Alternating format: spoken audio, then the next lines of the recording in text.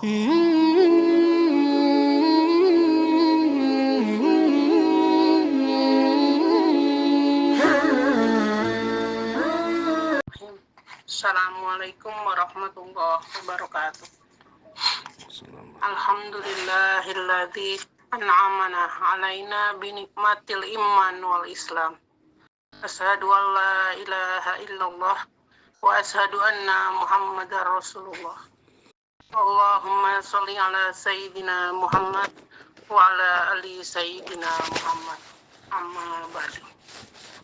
Kepada Ustadz Awang Abdul Razak, pimpinan Majelis Dzikir wa Ta'lim Riyadhah Firqatul Mujahidin, Jamaah Majelis Dzikir wa Ta'lim Riyadhah Firqatul Mujahidin yang dimuliakan Allah. Syukur alhamdulillah kita ucapkan kehadirat Allah Rabbul Izzati atas seluruh nikmat yang kita terima, yaitu diantaranya nikmat iman dan Islam, nikmat sehat dan panjang umur, sehingga pada pagi hari ini kita masih bisa berkumpul dalam kajian Al-Hikam yang rutin dilaksanakan di Majelis Dzikir wa Ta'lim Riyadhah Firqatul Mujahidin. Salawat serta salam kita sampaikan kepada baginda Rasulullah Muhammad Sallallahu Alaihi Wasallam, juga kepada segenap keluarganya dan sahabatnya, dan semoga kita semua mendapatkan syafaatnya di yaumil kiamah nanti. Amin ya robbal alamin. Jamaah Majelis Dzikir wa Ta'lim Riyadhah Firqatul Mujahidin yang dimuliakan Allah. Alhamdulillahirabbil alamin, kajian pada pagi hari ini, kajian Al-Hikam sudah menginjak yang ke-104. Selalu senantiasa berjalan lancar dan kita semua selalu istiqomah menghadiri dalam rangka thalabul ilmu. Semoga ilmu yang kita terima bisa bermanfaat untuk kita semua dan bisa diamalkan dalam kehidupan sehari-hari. Jamaah Majelis Dzikir wa Ta'lim Riyadhah Firqatul Mujahidin, pada pagi hari ini Al-Hikam yang ke-104, yaitu bukan ditakutkan kepada engkau tidak jelasnya jalan, tetapi yang dikhawatirkan adalah menangnya hawa nafsu atas dirimu. Sebelum kita simak kajian pagi hari ini, mari kita buka dengan membaca basmalah bersama-sama. Bismillahirrahmanirrahim. Burung nuri terbang tinggi, pergi jauh mencari rezeki. Mari mengaji setiap hari agar selamat di akhirat nanti. Selanjutnya kepada Ustadz Awang Abdul Razak, waktu dan tempat kami aturkan dan ditutup dengan doa. Monggo Pak Ustadz. Cakep. Tiap hari tuh harus ganti-ganti, nanti ganti lagi puisinya. Ya. Assalamualaikum warahmatullahi wabarakatuh. Bismillahirrahmanirrahim. Alhamdulillahirabbil alamin. Assalatu wassalamu ala asrofil anbiya'i wal mursalin wa ala alihi wa sahbihi ajma'in. Asyhadu an la ilaha illallahul malikul haqqul mubin wa asyhadu anna muhammadan abduhu wa rasuluhu shadiqul wa'dil amin. Qala Allahu ta'ala fi imaminal Qur'anil Karim, a'udzu billahi minasy syaithanir rajim. Bismillahirrahmanirrahim. Ahasiban nasu ayyusraku ayyaqulu amanna wa hum la yuftanun. Shadaqallahul maulanal azim. Wa qala Rasulullah Muhammad sallallahu alaihi wasallam Waqala Rasulullah Muhammad sallallahu alaihi wasallam, la saghiratan ma'al israr wala kabiratan ma'al istighfar. Puji beserta syukur marilah kita panjatkan kehadirat Allah Subhanahu wa taala yang Maha Ghafur, Salawat beserta salam semoga berlimpah curah kepada baginda alam habibana wa nabiyana Muhammad sallallahu alaihi wasallam. Alhamdulillah, di hari ini kita masih dikumpulkan dalam rangka thalabul ilmi, meneruskan kajian-kajian kita tiap hari. Dan hari ini adalah malam yang terakhir kita, malam Asyura, kajian yang malam. Mudah-mudahan kita semua diberikan rahmat, hidayah, taufik, dan inayah Allah Subhanahu wa Ta'ala.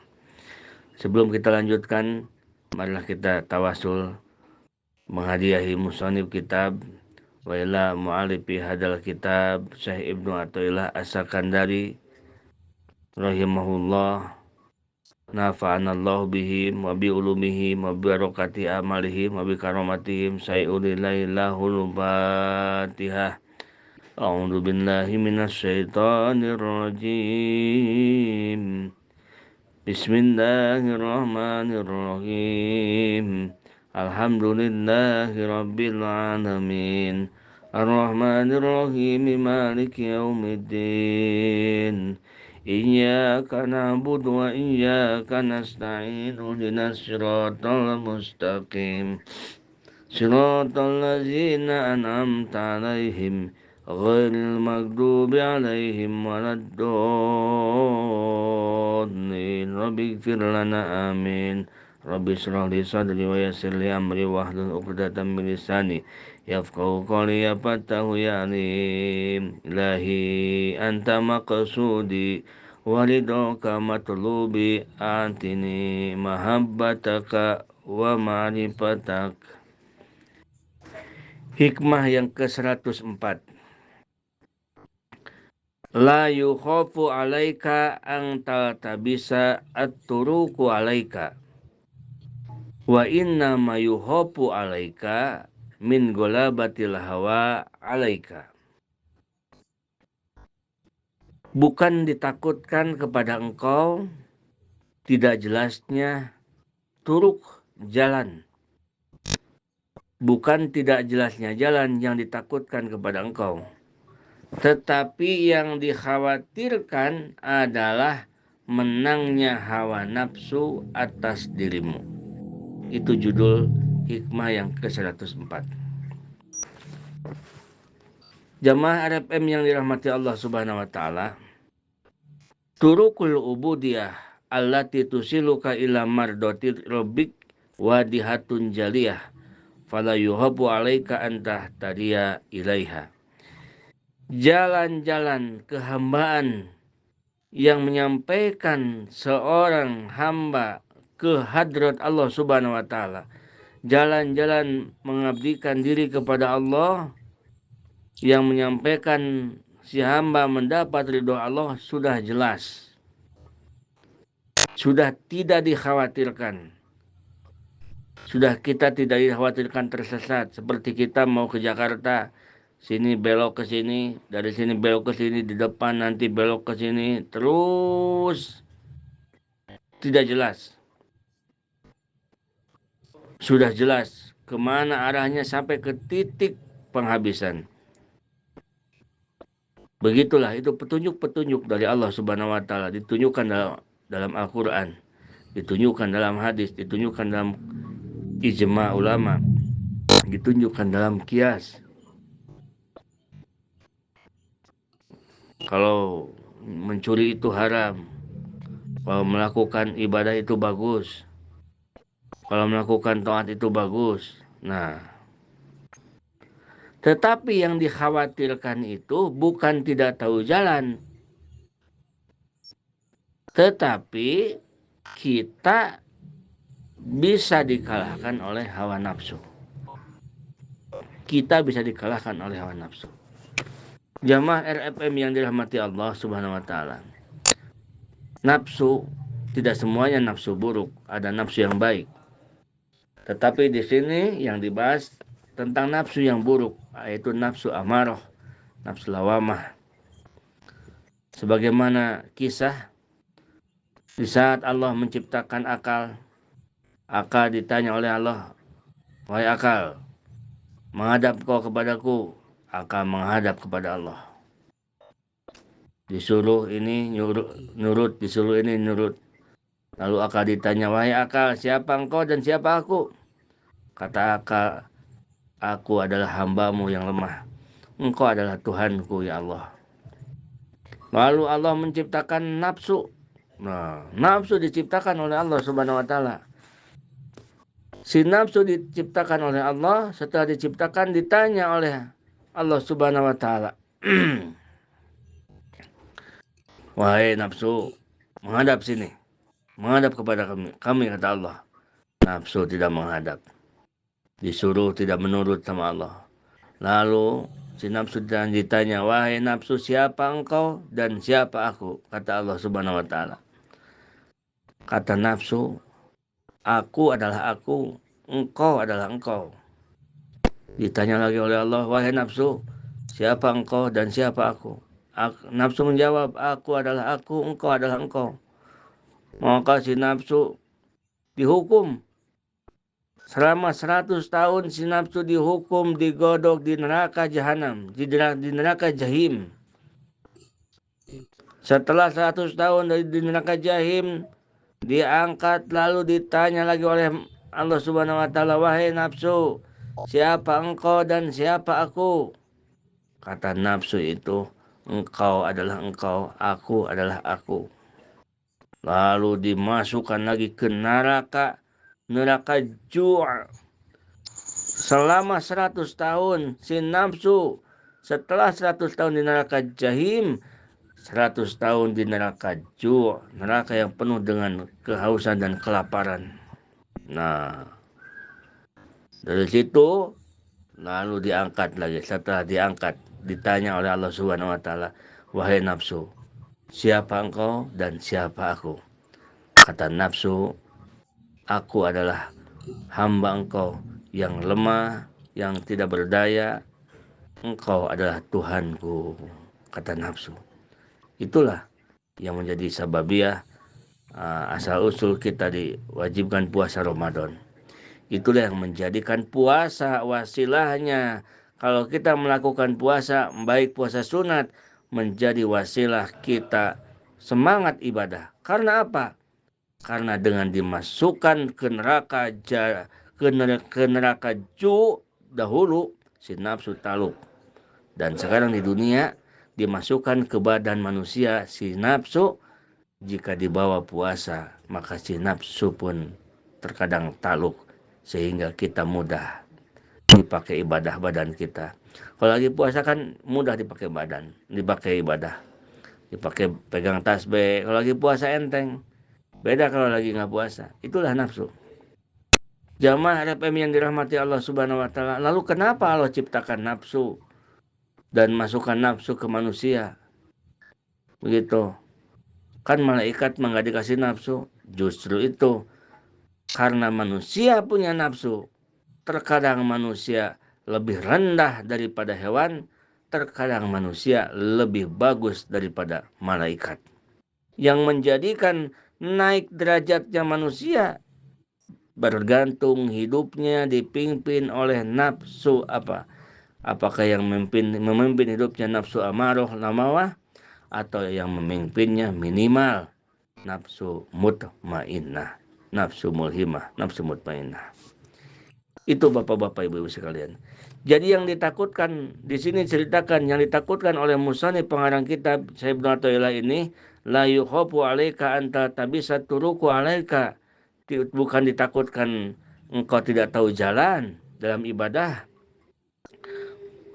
tetapi yang ditakutkan itu engkau terkalahkan oleh hawa nafsu. Katorikil ubudiyati fi taati antas hada minnatuhu biha 'alaika. Seperti kalau kita misalnya berbuat taat, berbuat ibadah. Nah, petunjuk ramu-ramu kalau kita ibadah itu, kita sudah tahu sekarang bahwa petunjuk ramu-ramu jika kita ibadah, kita menyaksikan dalam hati bahwa ibadah ini adalah anugerah dari Allah. Bahwa anugerah dari Allah, ibadah ini adalah pertolongan Allah Subhanahu wa taala. kita bisa ibadah adalah pertolongan Allah, anugerah dari Allah. Ma asabaka min ni'matin faminallah. Setiap perkara yang datang di antaranya dari nikmat itu dari Allah Subhanahu wa taala. Nikmat kita beribadah itu adalah pertolongan Allah, anugerah dari Allah.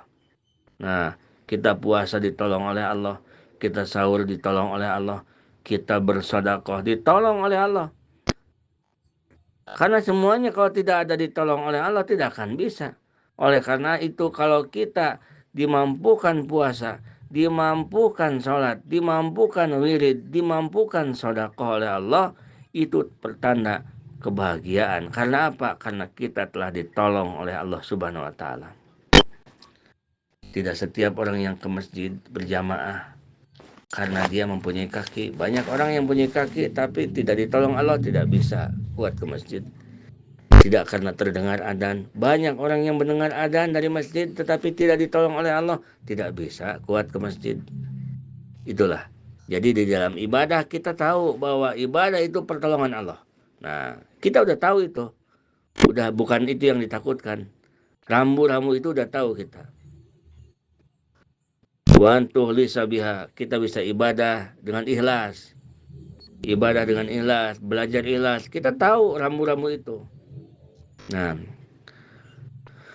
kal maksiati, yang kedua seperti dalam maksiat, antatuba ilallahi ta'ala wastastagfiro. Petunjuk rambu-rambu di dalam maksiat. Kalau tadi dalam taat, sekarang dalam maksiat. Rambu-rambunya jika kita melakukan maksiat, yaitu lekas tobat. Lekas tobat dan memohon ampun yang sebenar-benarnya kepada Allah Subhanahu wa taala. Ini rambu-rambu, petunjuk-petunjuk. Wa nikmati, jika Allah berikan nikmat kepada kita, lekas syukuran, lekas tasyakur.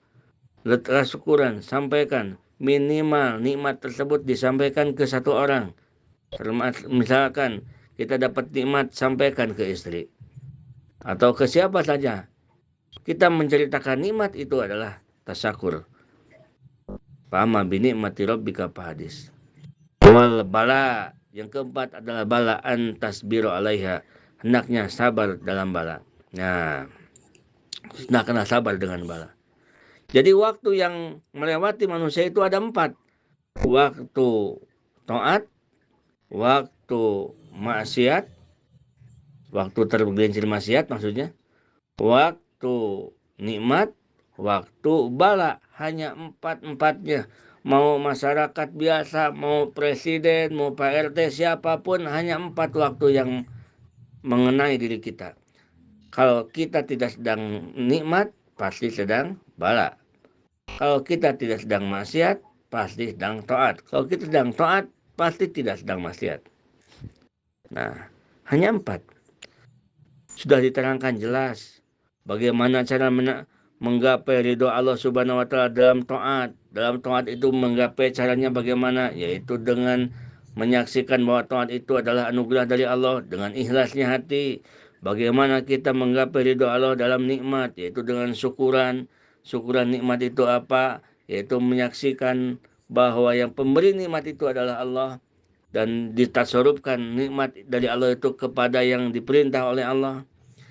Lalu kita bila terpeleset dosa, lalu kita sudah dijelaskan bahwa dengan bertobat kepada Allah Subhanahu wa taala. Lalu kalau datang balai musibah, kita ada pintu di situ untuk mencapai ridho Allah, yaitu dengan sabar. Semua sudah jelas, tidak samar. Nah, itu yang dimaksud oleh musannif. Wa innama yukhafu alaika fi hadhil ahwal min ghalabatil hawa alaika hatta tu'miya ala tariqil haq.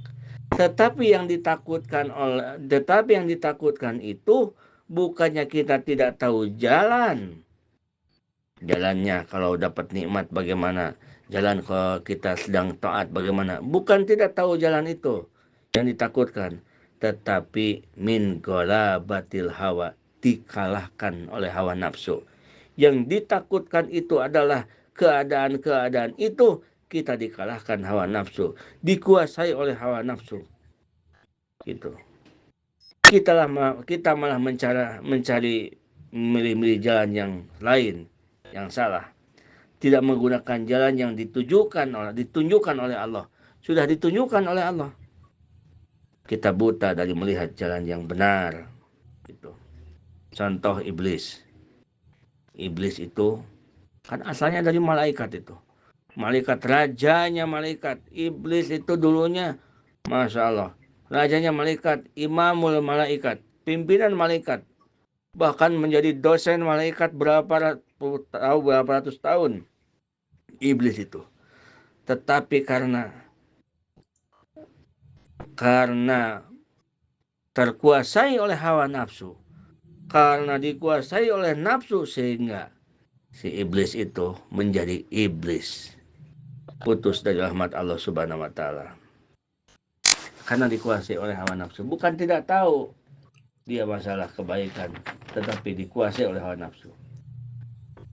Kita lihat lagi sejarah Qabil yang membunuh saudaranya itu Habil dalam Al-Quran. Itu bukan tidak tahu bahwa membunuh itu salah, bukan tidak tahu bahwa yang dilakukannya itu salah, dan tidak tahu tentang kebenaran, tetapi hawa nafsu yang mengalahkan Qabil sehingga Qabil membunuh saudaranya yaitu Habil. Bukan tidak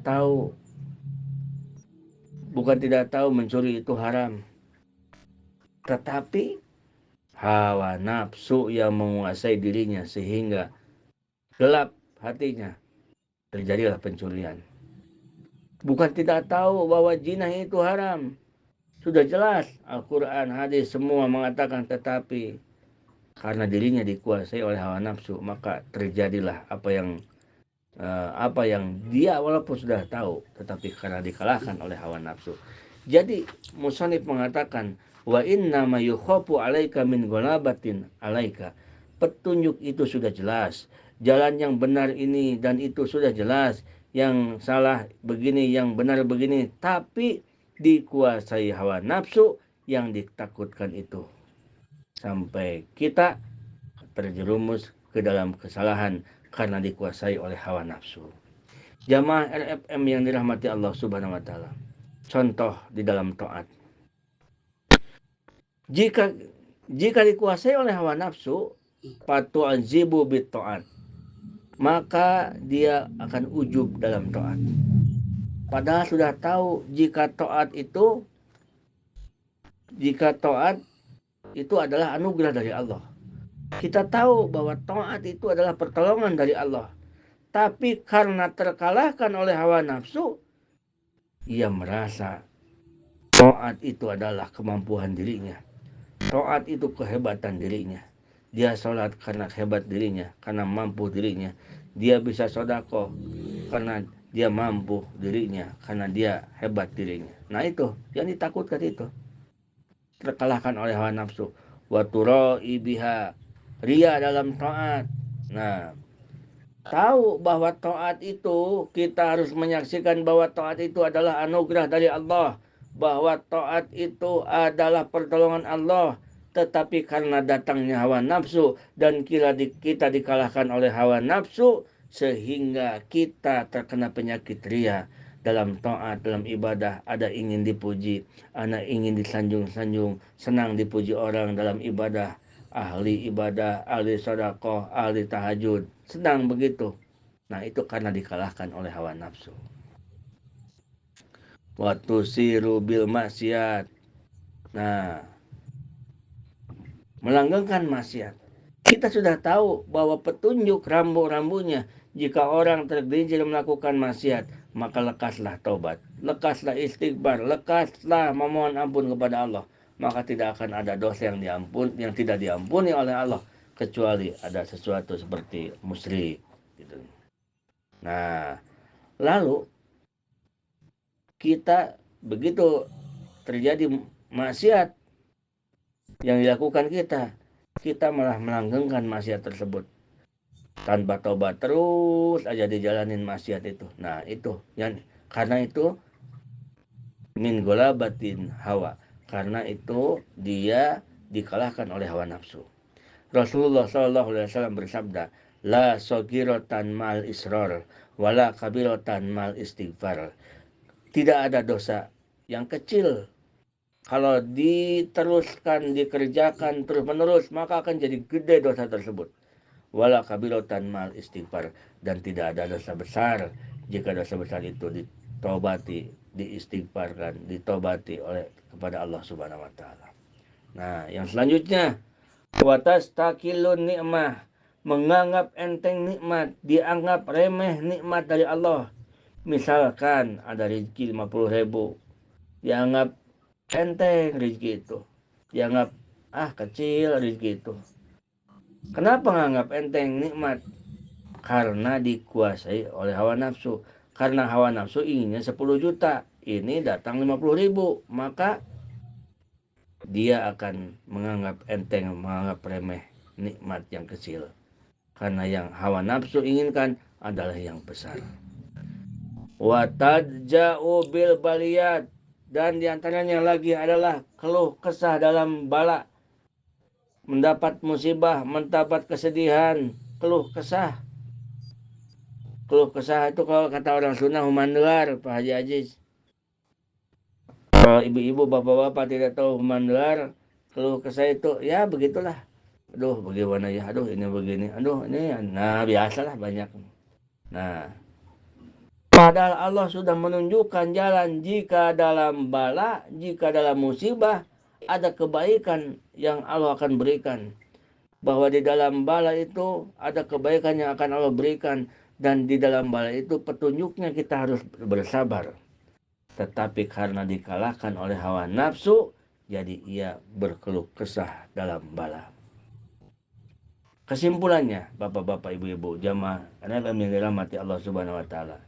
Jika seseorang sudah dikuasai hawa nafsu, maka dia akan buta mata dohir dan buta mata batinnya, hingga tidak bisa membedakan mana yang baik dan mana yang buruk, jalan mana yang diridhoi Allah dan jalan mana yang dimurkai oleh Allah Subhanahu wa taala. 4 waktu yang selalu menimpa, bergantian masuk ke dalam jiwa kita, terjadi dalam kehidupan kita. Waktu nikmat, waktu bala, waktu taat, waktu maksiat. 4 waktu ini semoga kita berikan perlindungan, diberikan pertolongan oleh Allah Subhanahu wa taala. Inilah hakikatnya yang disebut dengan la haula wala quwata illa billahil aliyil azim. La haula, tidak ada daya dalam mengerjakan taat kepada Engkau ya Allah. Wala quwata, dan tidak ada kekuatan untuk menghindari maksiat kepada Engkau. Illa billahil aliyil azim, kecuali karena dengan pertolongan Allah yang Maha Agung. Alhamdulillahirabbil alamin. Hadanallahu wa iyyakum ajmain. Assalamualaikum warahmatullahi wabarakatuh.